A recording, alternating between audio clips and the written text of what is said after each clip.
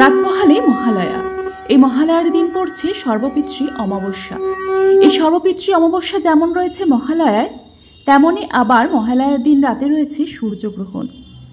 এই বিশেষ দিনে সর্বপিতৃ অমাবস্যা বা আশ্বিন অমাবস্যা কখন থেকে পড়বে তা নিয়ে রয়েছে কৌতূহল।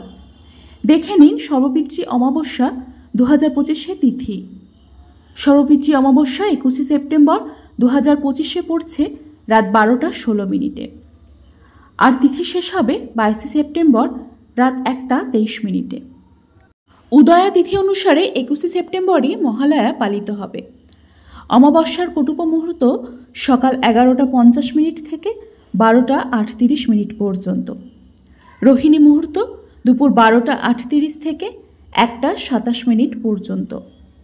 অপরাহ্নকাল দুপুর 1টা 27 থেকে দুপুর 3টে 53 মিনিট পর্যন্ত। এইদিকে এই অমাবস্যা ও মহালয়ার দিন রাতে রয়েছে সূর্যগ্রহণ। অন্যদিকে ধর্মীয় মতে বিশ্বাস করা হয় অমাবস্যায় বেশ কিছু কাজ করা শুভ নয়। দেবীপক্ষের শুরুর দিন এই মহালয়ায় অমাবস্যা দিনে কোন কোন কাজ শুভ নয় তা দেখে নেওয়া যাক। অনেকেই মহালয়ার দিন চুল বা দাড়ি কামান না। এই দিনটিতে কাউকে ঋণ দেওয়া যায় না।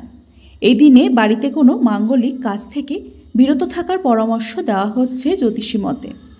মহালয়ার দিনে বাড়ি গাড়ি কেনা থেকেও বিরত থাকার কথা বলা হচ্ছে। মহালয়ার দিনে বাড়ির চত্বরের মধ্যে কোনো ভিক্ষুক এলে তাকে খালি হাতে না ফেরানোর পরামর্শ দেওয়া হচ্ছে।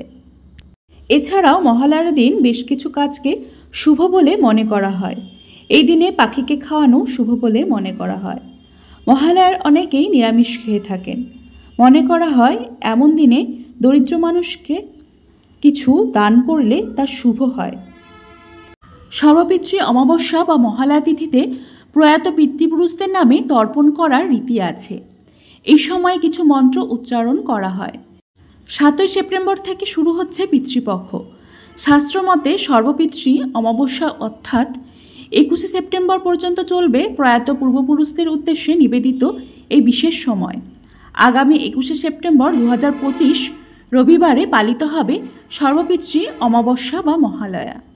এই দিন উত্তরপুরুষদের হাত থেকে জল পেয়ে তৃপ্ত হয়ে পূর্বপুরুষদের ফিরে যাওয়ার দিন। মহালয়ার ভোর থেকে গঙ্গা ও অন্য নদীর পাড়ে তর্পণ ও শ্রাদ্ধকর্ম করা হয়। এর ফলে অন্ন জল পেয়ে তৃপ্ত হয়ে পূর্বপুরুষদের আশীর্বাদে পরিবারের সদস্যদের কল্যাণ হয় ও পিতৃদোষ থেকে মুক্তি পাওয়া যায়। শাস্ত্রমতে গোষ্ঠীতে পিতৃদোষ থাকা অত্যন্ত অশুভ। এর প্রভাবে পরিবারের সদস্যদের উন্নতির পথে বাধা আসে। পূর্বপুরুষদের আত্মার শান্তির জন্য যে নিয়মে জল দেওয়া হয় তা তর্পণ নামে পরিচিত।